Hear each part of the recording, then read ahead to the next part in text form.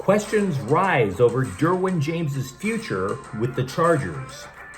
Mick Cronin needs someone to lead UCLA basketball ASAP. And maybe the Lakers just need to lighten up during Christmas. Good morning. I'm James. This is your daily dose of sports and snark for the greatest sports city in the world, Los Angeles. This is the faithful Angelenos morning report.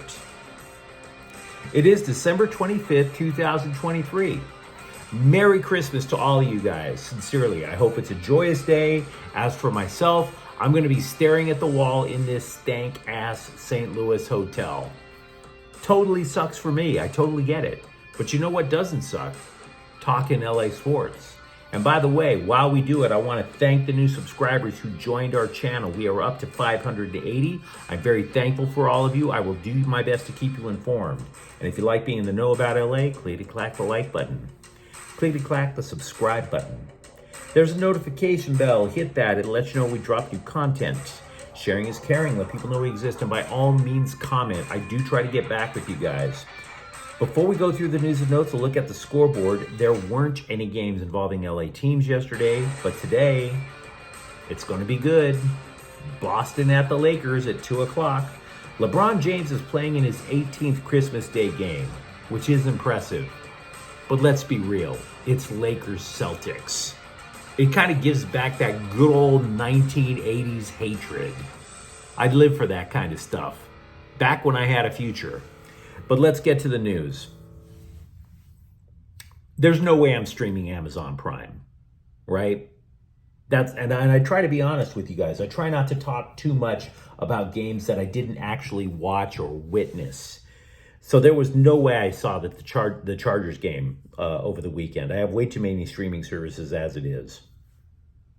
But if you watched the game, if you did, there was a profound change in the post-Brandon Staley era. And by that I mean, where the hell was Derwin James? Right? Did you notice? He only played, and they counted, 41 snaps. It is the fewest in his career, with 3 exceptions. If he got injured in the game, obviously playing fewer snaps. If he was ejected, and he's not a dirty player, so that sure as hell didn't happen a lot, or under, say, special circumstances, such as the Chargers having qualified for the playoffs, and there's no point in having Derwin James out there and potentially getting him injured. So this would have otherwise qualified as a career low. And not only that, James, who by the way who was once the highest paid safety in the NFL, a guy who played as many as 5 different positions in Brandon Staley's defense, only played slot corner Saturday. 1. He wasn't all over the place. They weren't trying to disguise him. He had the same spot, and he had it rarely. So they go to the defensive coordinator, the new guy, Derek Ansley, and they asked him what was up. And Ansley said that they were trying to simplify things so that James could play faster. Now, on the surface level, it sounds fair to say that. Staley's defense, which he brought over from the Rams, was extremely complex. A cover 6 is not an easy defense to play. But the dude only played 41 snaps. You simplified it for having him play faster, and he still only played 41 plays. Now, what do we mean? What do we read from this? What do we read? I'm only going to give you a surface level observation. I don't think the Chargers are trying to cut him. At least not yet. Because again, he was the highest paid safety in the game at one point. You cut Derwin James, the cap hit is nuts. You would be playing with a lot of dead money in that case. So if I were to guess, I believe that the Bolts are basically saying to themselves, you know what, we're not making the playoffs. We already had 9 losses. The best we could hope for would still be finishing under 500. So why not see as many people as we can who can play a base defense? Because we already know what Derwin James can do. But we don't know what these other guys can do yet. So give them as much playing time as possible and try and get some data, because the Chargers are going to have to make some extremely difficult decisions in the offseason. We already know that they're going to be over the cap by tens of millions of dollars. They need to know if they can rob Peter to pay Paul. In other words, maybe cut some other person who makes a lot of money and slide a cheaper player in next year. And the only way they're going to find out is give those particular players extra time. By the way, if you are interested in mock drafts, the Chargers currently have the number 6 spot in next year's NFL draft. After a loss to Maryland dropped the UCLA Bruins under 500 for the first time since 2020, UCLA basketball coach Mick Cronin renewed his insistence that Bona, last year's Pac-12 Freshman of the Year, has to produce more, has to give more. Now, Cronin didn't just say it's all Bona's fault or anything like that, but he did call him out by name. And can you blame him? Bona only scored 8 points. He only grabbed 4 rebounds, and by the way, he fouled out. Fouled out in about 20 minutes of play. So this is what Cronin said, quote, "Clearly, we do not have a go-to guy," unquote. So if you follow UCLA basketball regularly, you might have hoped that Bona was going to be the go-to guy. But maybe then you're sitting there saying to yourself, well, wait a minute. Maybe it's not Bona. Maybe it's Sebastian Mack, who does score a lot. But then Mack got punished for tardiness. He didn't start a game because he was breaking the rules. If you're a leader on a college team, you have to set the example. There's no Jordan rules in college ball, right? So in my opinion, Cronin isn't wrong about any of this, but that doesn't necessarily mean it's an indictment of the entire program. The point is that Cronin, in my opinion, has 2 potential leaders on UCLA basketball. One of them doesn't produce, but he buys into the culture. The other one produces and doesn't buy into the culture. Obviously, you need somebody who does both. So who is it going to be first? Is Bona going to produce, and he already buys into the culture, or Sebastian Mack, who already produces, has a change of heart and decides to be a team player? It's either going to be one or the other. And if it's neither, then UCLA is going to be in a real world of hurt. Possibly not even making the NCAA tournament at this rate. Let me know what you think in the comments thread, because I've watched some UCLA basketball. I know some of you guys out there are legit diehards. For the record, Lakers guard D'Angelo Russell said the right thing about getting benched out in Oklahoma City. Quote, "The result was a win. To me, that's all that matters," unquote. So I appreciate the fact that he at least said the right thing. But somewhere in here, it's going to tick him off. Because in Oklahoma City, Russell's minutes dropped to 17. 17. But you remember, we were talking about it yesterday. And I was telling you guys yesterday when we were talking about the change to the Lakers lineup, I don't think it's a viable long-term solution. The only thing that I can tell you with some degree of certainty is that it might be all in their heads, the Lakers' struggles right now. Maybe it's not about adjusting lineups back and forth to try and up the defense. Maybe it's all in their heads. There's a reason that I'm saying that. LeBron James is saying that the Lakers are struggling due to emotional fatigue. Emotional fatigue. And then Anthony Davis comes out and says that the team has to get back to having fun. So you put those things together. Is it possible that Derwin James has to lighten up? Is it? I'm not in the locker room. I can't say for sure. But I would suggest that maybe lightening up is an easier solution than having to do something drastic, which is all you read on the internet when it comes to the Lakers anyway. Oh my God, they got to blow up the team and they got to go get DeMar Rosen. They got to go get Zach LaVine. That's drastic. Oh my God, Derwin James lost the locker room. You got to get rid of him. You got to fire him. That too. These are the things you read on the internet, and they're all drastic. Maybe they just need a night out with a keg of beer and some strippers,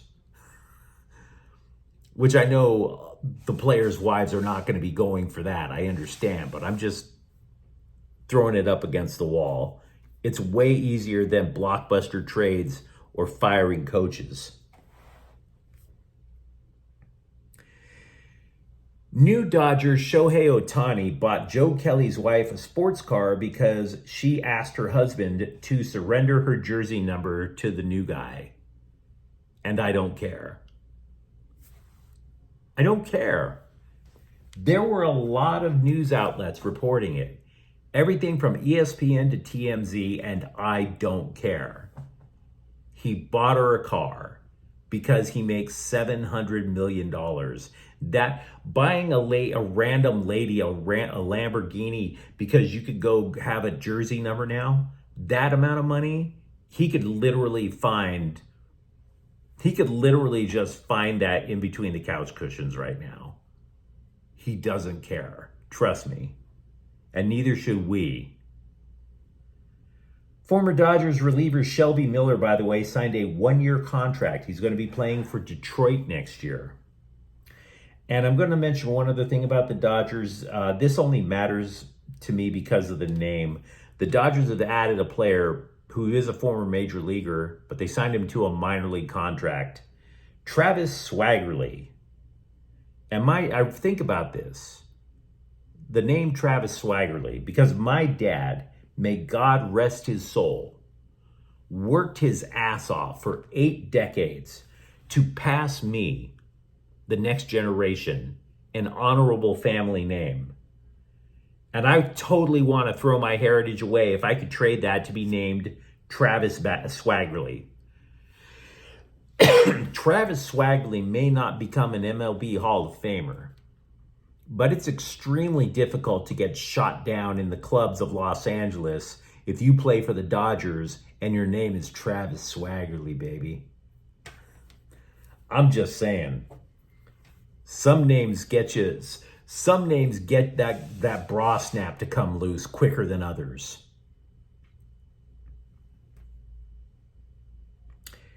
At this point, I mentioned the Chargers draft pick, but at this point, the Rams have the number 23 pick in the first round of the NFL draft.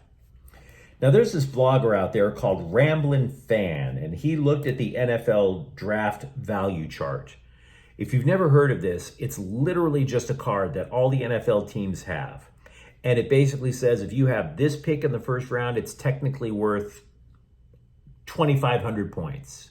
So if you're going to make a trade with another team and they're offering you a second round and a third round, you would add those points together. And if it's close enough to the 2,500, maybe you consider the deal, right?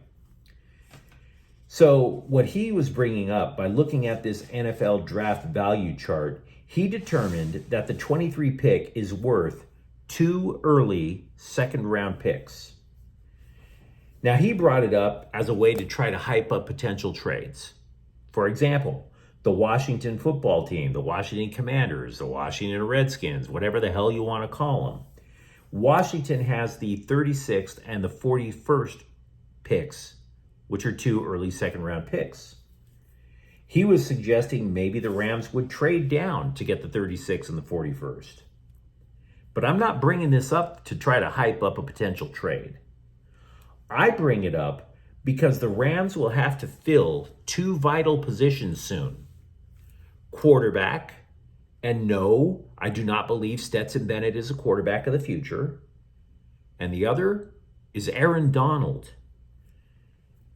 You have to ask yourself before you make any sort of trade for anything, do you think you can come up with a suitable replacement for either one of those positions at pick 21?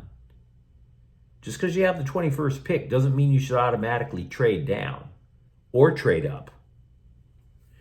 And besides, by the way, Donald was not a number 1 pick. So there's got to be a little bit more thought to it. But yeah, you could theoretically trade back and get 2 high for second round picks for pick number 23. The LA Kings are in the middle of a 3-day Christmas break with a 9-point lead over 4th placed Calgary. And they also have 4 games in hand over the Flames. Now, to be clear, I'm saying to you the Kings are in 3rd place. Okay? But the larger point is that they have a really, really strong grip on the playoffs. If you're in one of the top 3 positions in your division, you're going. And it's going to be a really tough ask for Calgary to overcome the Kings right now. But if you look at the Kings, you could see why they're a threat to go far in the playoffs, and you could also see why they're not much of a threat.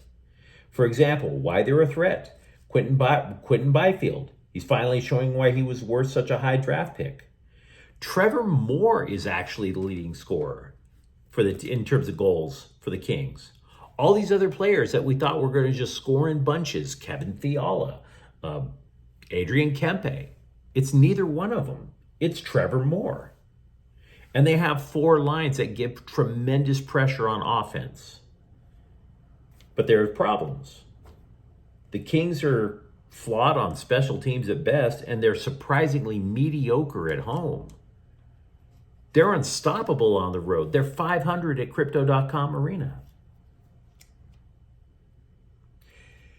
USC has added a new defensive lineman, Nate Cliff, through the transfer portal. The guy last played for Vanderbilt. Oh, and by the way, there's one other thing I wanted to bring up with you guys. Galaxy center back Jalen Neal is among a second tier of MLS players who could theoretically be sent overseas during the winter transfer window. This is according to CBSSports.com. Neal, despite the Galaxy's struggle last year, Neal is a blue chip prospect. He just recently turned 20. He has international experience with the United States men's national team. To be clear, though, CBSSports.com did not list if any foreign clubs wanted Jalen Neal. But it is something to keep on the radar if he is being seen as somebody that the Galaxy could eventually market overseas. But you let me know what you think in the comments thread, especially since I'm sure you thought I'd have nothing for Christmas, right? Tell me what you think about Derwin James' future with the Chargers. Talk to me about how you would resolve UCLA's problem in terms of leadership, in terms of who's the go-to guy, and for Pete's sake, in terms of turning the season around. And if you enjoyed the content, don't forget to subscribe to Faithful Angelenos. We're talking LA sports every single day here. Thank you for watching. I'm James. We'll be back tomorrow. Faithful Angelenos is a Corte El Queso production. Take care.